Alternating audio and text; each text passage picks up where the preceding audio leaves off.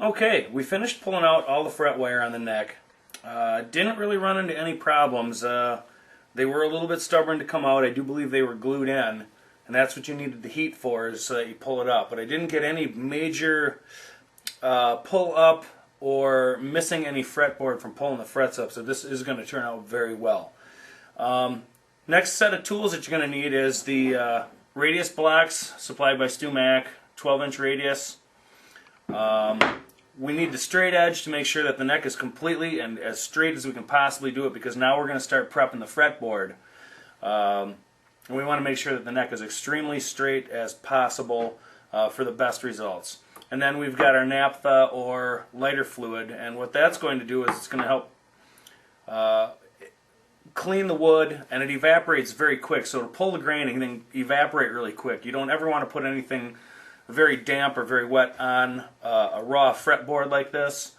If it gets into the grooves and stays in there, it's going to swell the wood up, and you're going to have a lot of warping and a lot of issues. So, excuse me, naphtha is always good. So what we're going to do is we're going to start with a 320 grit, and actually I should probably make sure. I tested this off camera, and I just want to show you that this neck is perfectly straight. I did do a truss rod adjustment. I've gone over truss rod adjustments in a lot of my other videos. What that's going to do is just ensure that you can straighten your neck out. If this had a serious back bow that I couldn't get rid of, I probably wouldn't be doing this. This one had a slight forward bow. I tightened the rod up just a little bit, and it brought the neck to perfect straight. So we have a great candidate for a refret here, and I'm positive this is going to turn out really good. So, now that we know that the neck is straight, I'm going to take 320, and we're going to just wrap it into this radius block, and we're ready to sand.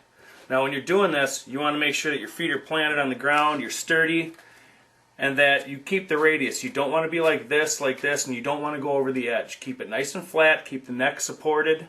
We've got our caul under here hanging onto the neck. Don't need to put a lot of pressure, but make sure that that radius stays in contact with the board, and let's go.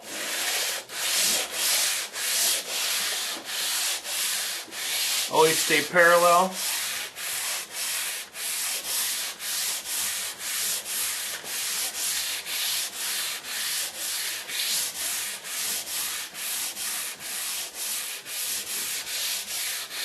Okay, we can see we're hitting the whole board on the whole radius. That's good.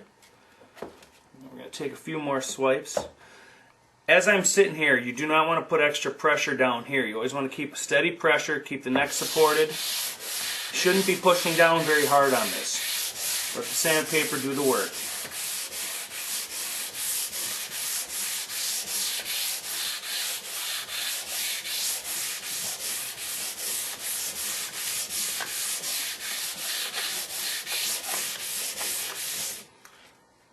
Okay. Let's go ahead and get some of that naphtha on a paper towel.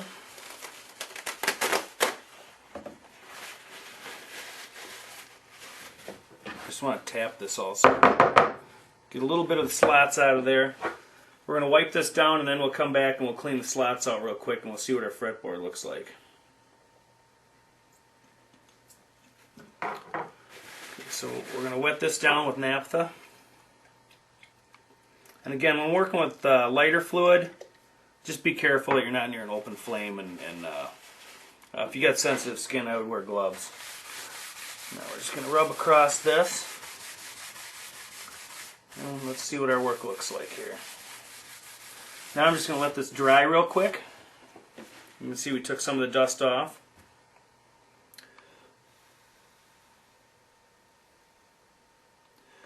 As that evaporates, just kind of want to feel how nice and smooth it is.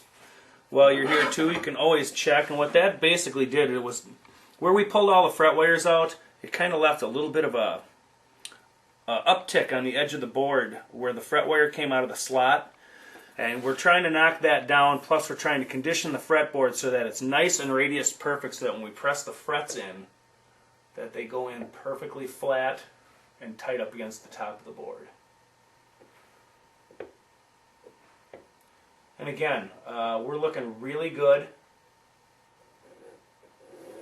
I think what I want to do, I want to hit this one more time and then we'll clean the slats out.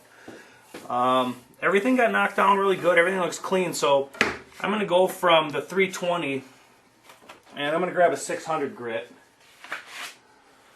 The 600, the higher the grit number, the finer the grit. So this should get us even closer to just a perfectly smooth fretboard. So with 600 grit wrapped around that 12-inch radius block, we're going to do the same process.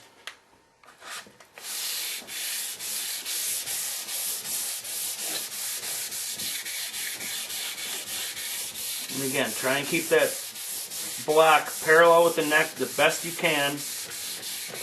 It should just slide right into place every time. It's the same radius as the neck, as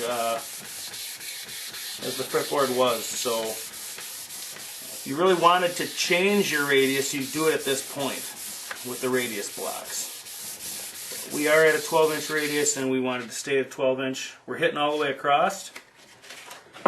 Everything's looking good. So let's go ahead and hit that with the naphtha again. Find a clean spot.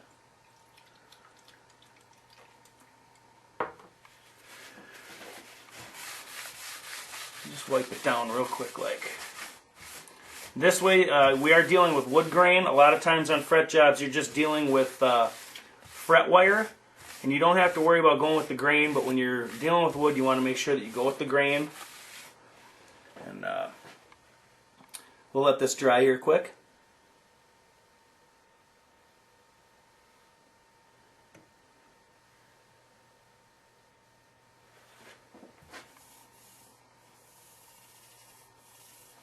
It's really smooth. It really feels smooth to the touch.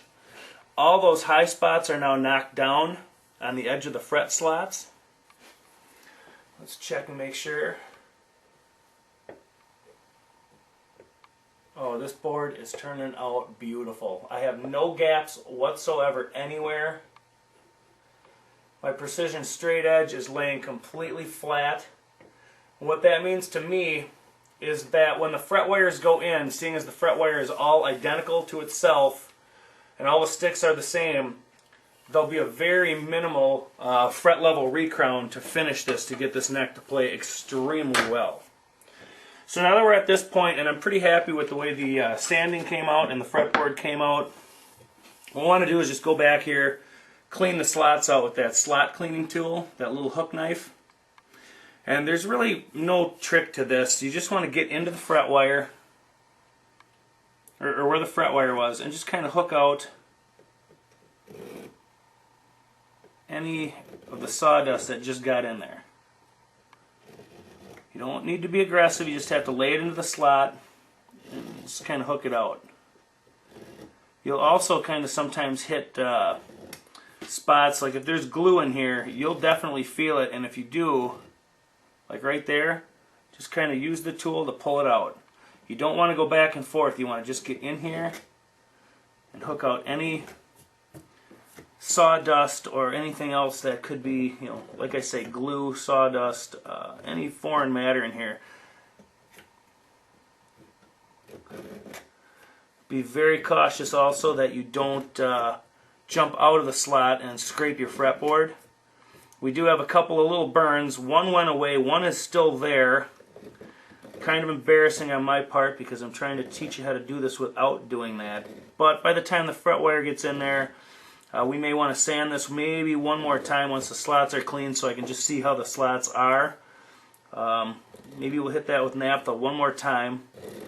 What that lighter fluid basically does is it pulls the grain. So the more you do that, it'll pull the grain and then you can knock it down with the sandpaper and you can get a very, very smooth fretboard. I do not recommend doing it too much. You don't want to... I hit a slot right there, hit a chunk inside the slot there, so I wanted to stop and peel that out. You don't want to overdo it with the naphtha.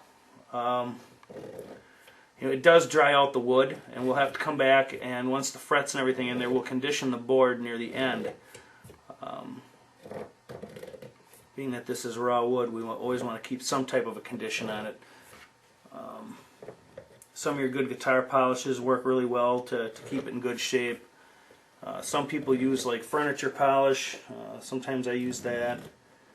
But being that it's rosewood, you don't have to have a finish on it. It really looks good after years of age.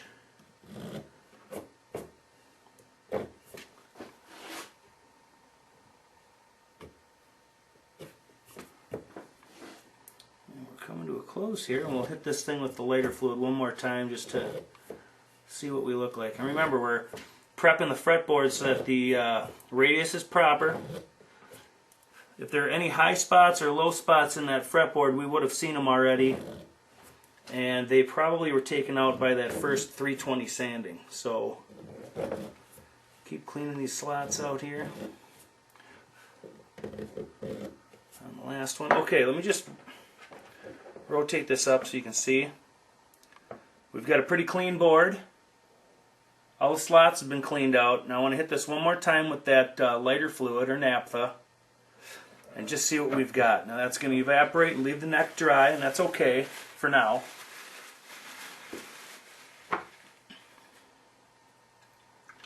And then I'm going to just check one more time with the straight edge, and then we're on to the next step.